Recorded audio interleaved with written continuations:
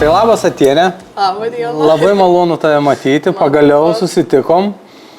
Ilgokai derinom, bet suprantu, laukimas buvo vertas to. Taip. Tai sveikinu su X Faktoriaus titulu, nugalėtojos. Labai įdomus kelias buvo. Iš tikrųjų, žiūrėdam su visa šeima, šiurpai eidavo nuo tavo balso, kaip tu dainuodavai. Ten Kvynų ypatingai, kas yra, kur aš esu gerbėjas. Tai dabar pastumkim biškį X Faktorių toliau. Pradėkim nuo to, kas tu. Atienė Ravinkaitė. Taip. Tai aš Atienė Ravinkaitė, nežinau, šiaip paprastas žmogus. Iki tol. Aš neskaitau kažkaip prieš ir po dabar, man atrodo. Okay, jis nepasikeitė gyvenimas prieš ir po? Aišku, galbūt visada, bet ir praeito projekto truputį buvo daugiau tų koncertų, vis tiek daugiau kur kviečia. Praeitas projektas tai buvo kur vaikai? Jo, Lietuvos balsas vaikai, kur dalyvavau. Ir po to projekto irgi buvo toks antplūdis tų koncertų ir panašiai, aišku, kad ir atslūgus tai visiems emocijom metais iš metų tiek Tauragėj ir kažkur šiaip pakoncertuoju, bet dabar toks maratonas biški, bet taip, kad kažką jausčiaus, kažkoks jausmas kitoks pati, kažkaip savai įsivaizduočiau kitaip, tai tikrai nėra taip. O kur dabar dažniausiai tenka koncertuoti, kur kviečia? Tai aišku, pirmą vietą Tauragėj skiriu visada kažkaip tokią atsakomybę ir norą jaučiu koncertuoti Tauragėj ir pagelbėtis jiem, nes iš tikrųjų labai daug prisidėjo ir ties mano to laimėjimu ir labai palaikymas ir panašiai, jau daug kartų esu ir dėkojus ir panašiai, sakiau, kad tas žodis ačiū banalus atrodo, bet ir tos žinutės, tas palaikymas aš tikrai nesitikėjau tokio jau gausaus, ten ir komentarai, ir studenčių žinutės į priekį, ir palaikymas, ir atvažiavo palaikyti iš Tauragės asmenį į Vilnių. Aš nebūčiau net pagalvojusi, tai žiūriu iš mano meno mokyklos mokinių, ten tėveliai, visa šeimynas atvažiavo, tai labai smagu iš tikrųjų tą ant scenos stovėdama, girdėti savo vardą, kaip skanduoja savi žmonės, tai smagu tikrai. Tavo kelias į dainavimą, tu dainuoji jau nuo mažumės, ne? Kas tave pripratino? Ar tu pati čia toks noras yra, ar vis tik tai buvo iš tėvų artimųjų? Tai ta istorija tokia yra iš tikrųjų, kad aš šiaip darželio dainuoju, bet ne mama pastebėjo ir ne kažkas ten iš šeimos narių, bet mokytoja kažkaip darželį, kai būna grupelėse, dažniausiai tokie užsiėmimai, dainuoja vaikų ir sakė, kad aš labai ten jau įsiskirdavau tom, kad aš perdėtai judesius darydavau, šaukdavau, kad tik mane girdėtų, nes mėgdavau būti tam dėmesio centre mažytė. Ir, žodžiu, per mamyčių dieną mama net nežinojo. Padainavom visi bendrai tą dainą ir sako, dabar Atienė solistė bus. Ir mama sako, aš nustebus sėdžiu, sako, mano vaikas vienas, ta prasme, dainuoja ir dar tebe turi tą CD ir pasižiūri, linguoji CD-siukais, iš tikrųjų labai fainiai. Tai kažkaip nuo to laiko sako, gal čia reikia vesti ją kažkur dainuoti, kad taip jau, tai kažkaip nuvedė ir truputį palankiau pas Rasą dainavimą tas Davickaitė. Šerpytienė. Jo. Ir, žodžiu, paskui pas Aliną jau nuo 8 kažkur metukų. Pas Aliną? Dambrauskienė. Pas Aliną Dambrauskienė, taip mano mokytoja. Tai jau iš tikrųjų net nepajutau, kad tie metai prasklido. Bet jau nuo 8 metų, tai aš taip pagalvojusi, 9 metai realiai. Išaugau realiai su mokytoja. Tai kažkaip pastebėjau ir taip netikėtai. Taip, bet iš tikrųjų aš dar nuo mažens ir šokius lankiau sportinius, tai man tokie buvo, kad aš visada visur kovau maksimum, noriu spausti ir aš lankydavau ir šokius, ir dainavimą. Ir tada jau augant prasidėjo ir sunkumai ir mokslas, ir visur, ir taip pradėjau mažiau visus spėti ir gavau pasirinkti arba šokiai, arba dainavimas. Tai kažkaip 11 metų pasirinkau dainavimą ir dabar džiaugiuosi, iš tikrųjų, aišku, dabar džiaugiuosi dėl to. O tu pati kokią muziką klausai? Iš tikrųjų, daug kas klausia, kokią aš tą muziką klausau, bet labai įvairiai ir lietuvišką labai mėgstu, kai kiti ten vien angliškom pasiduoda, aš, pavyzdžiui, lietuvišką labai mėgstu ir anglišką paklausau. Pavyzdžiui, man labai nuo nuotaikos priklauso, kažkada liūdnesnės, kaip galiu paklausyti Gabrielės Vilkickytės, FC Baseball, galiu paklausyti kitą dieną, mano nuotaikos priklauso ir ir ten kokias roko grupės, visiškai man kažkaip ir pop, labai labai skirtingas. Tu neturi tokio vieno stiliaus, kuris tave įkvėptų ir pasakytum, kad čia viskas mano nuotaika. Aš pati dainuoju įvairius stilius tų dainų ir man patinka bandyti, tai kažkaip ir klausantis, kažkaip man netrodo nėra skirtumo, man kažkaip emocijos kaip suveikia, taip ir tokią dainą ir pasileidžiu. Tai su draugais vienokia, galbūt viena užsidarius kambarį kitokia, galbūt savo pasigroju, padainuoju dar kitokią žanrą. Tai kažkaip jo.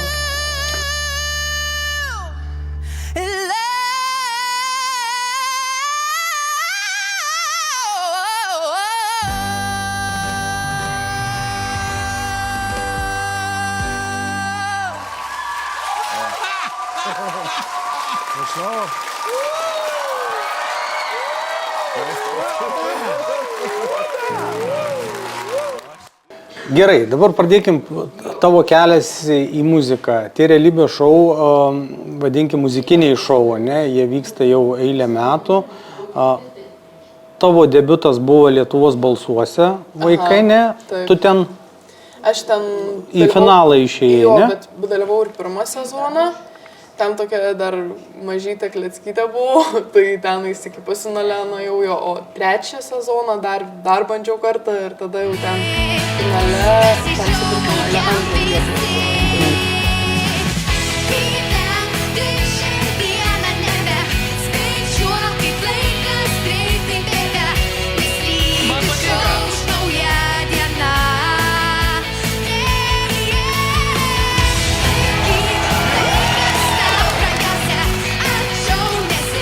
Tai va, toks kelias buvo. Tai nu ir ta antra vieta nedavė ramybės tavo, net tu sakai, iš tikrųjų, labai toksai, su mama, kai kalbėdavom, jau geriau galvoj būčiau trečią užėjimas, toksai skaudus labai yra dalykas, kad žingsnis, tiesiog tas minimalus žingsnis. Ir labai iš tikrųjų ta pergalė antros vietos mane lydėjo ilgai apmąstymai, iš tikrųjų tą vakarą dar viskas normaliai buvo. Atsikėliau ryte, atrodo viskas suvokiau ir tiesiog važiuodama namo, dar dasidėjo galbūt ne tas, kad laimėjau antrą tą vietą, bet tas, kad baigęs projektas, o ten susipažinau tiek nuostabių žmonių, su kuriais iki dabar net ryšį palaikau ir važiuoju į kitus miestus pas draugų, kur balse susipažinom ir kažkaip labai sukūrėm tą ryšį stiprų. Tai... Aš esu girdėjęs tokią frazę, kad pirma vieta iškovojimo, o antra atitenka. Tai va, taip ir yra, iš tikrųjų kažkaip projektuose tose pasako tą trečią vietą ir tada laimėto ir kažkaip atrodo tas antros vietos nugalėtojas toksai šone pasilieka. Jo, ir toksai labai atrodo nefainas kažkaip. Net ir komentarus ten žmonės sako, tai antrai vietai nei to, nei žodžio, nei pasveikinimo, bet kažkaip... Bet X Factoriui, ką pastebėjau, tai pasakė, kad antros vietos pasveikinkim ir antros vietos, o balse tai... Nesakė, taip aš tokia šešėlį vos neliko. Ką aš čia veikiau? Taip. Tai revanšas pavyko? Nu taip, iš tikrųjų nesitikėjau, aš jau tam šešetukė, jau iš vis nesitikėjau į tą superfinalą patekti vien dėl to, nes dar plius ant iškritimo ribos buvau iki praeitą savaitgalį. Ir toksai man buvo galbūt dar didesnis spyris, kad turiu dar geresnį pasirodymą padaryti finalai. Bet aš jau, kaip ir minėjau, aš kažkaip džiaugiuosi galbūt to iškritimo kovoj, nes pabuvau realiai vos ne visose etapuose, kuriuose galiu X Factoriaus pabūti. Ir galbūt tas toksai buvo irgi spyris ir žiūrovams, kad visi sakydavo man, kad čia už tave labai daug balsuoja, čia tu daug begalės balsų gauni, čia mes galim perbalsuoti 2 kartus, vis tiek praeisi. Na, aš sakau, negalvokit taip, nes, paskui pasimatys. Ir va, tie ta laida, kai stovintas iškritimo ir toksai, nefainas jausmas, kažkaip atrodo susitaikiau, bet atrodo, galvojom, kaip bus taip, bet ašaros atrodo vis tiek bėga ir aš niekaip negalėjau sustabdyti jų. Aš turėjau įdainuoti ir aš jaučiu, kaip man čia viskas susikaupė ir atrodo, tuoj prapliupsiu. Bet žodžiu, praėjau, o tam šešetukę pajutau tą patį jausmą realiai, nes mane paskutinę paskelbė, kad aš į tą trejetuką patekau ir aš taip stoviu ir aš tiesiog jau to jausmų susitaikęs. Tai labai gerai galvoju, čia tarsi šešetukę būti, čia iš tiek žmonių yra wow. Nu jo, jau čia protas pradeda raminti tave. Jau kai patekau į tą trejetuką, aš buvau visiškai nustebęs ir visiškai nesitikėjau. Ir, žodžiu, tą, kai 3 vietą pasakė, sako, laimėjo ten atlikėja. Ir aš galvoju, nu viskas, arba aš arba Vytautė, nes jie ir grupė yra. Ir galvoju, tikrai Vytautė neužims 3 vietos, tai man toksai jau galvoju, aš buvau ant iškritimo, nu tai aš būsiu 3, jau nusiteikiau, pasiruošiau. Sako, Karina iš grupės kartu ir aš tiesiog šoke likau. Ir tada, žinot, kokia mintis pirma buvo, nejaugi vėl būsiu 2, toksai galvoju prakiksmas, man bus gyvenime ta 2 vieta. Mes turim tokių atlikėjų, kurie Eurovizijai daug metų 2 lieka, ne? Taip, ir man buvo vieną kartą po balso, dalyvavau Baltic Voice Juodkrantėj konkurse ir buvo ten tie tokie 3 laipteliai, tie Grand Prix. Ir tenais pirmas ten 3, ten bronzas, tada sidabro ir tas auksas, ir laimėjau sidabrą. Ir toks irgi, nu, galvoju, man čia prakeiktas su visais galais, iš tikrųjų, tai va. Tu, būdama ant scenos, dainuoji dainas, tu jauti publikos nuotaikas? Pavyzdžiui, būna, kad, nu, va, matau, va, šitą jau ne daina, nu, va, jau kitą dainuosiu ne pagal sąrašą, o biški kitaip reikia dainuoti. Na, galbūt aš tokių dar tokių ilgų koncertų neturėjus, bet būna aišku, kad aš taip įsijaučiu tą dainą, kad aš nieko nebematau ir nebegirdžiu. Arba būna aišku, kad atkreipiu dėmesį į publiką ir panašiai. Ir aišku, matos, ką linksmesnė, aišku, žinomesnės dainas, tai visi dainuoja, ten kas liūdnesnė palinguoja. Man asmeniškai galbūt prie širdies mažai tai aš visiškas energijos užtaisas būdavau ir aš dainuodavau vien linksmas dainas, o dabar, kai truputį jau paaugau, tai kažkaip lyriškesnės pradėjau dainuoti, bet aš suprantu ir pačiai pagal save žiūrint, atėjus į koncertą galbūt smagiau, aišku, noris ir paverkti kada, bet čia nuo atlikėjo priklauso, aišku, labiau gal ir pašokti norisi, tai va, tai aš manau, kad įvairių dainų reikėtų, bet aš taip stengiuosi sudėlioti, kad iš pradžių lėtesnės ir tada jau įsivažiavimai jau greitesnis. Kodėl jūs neperspėjot? Stiproka labai.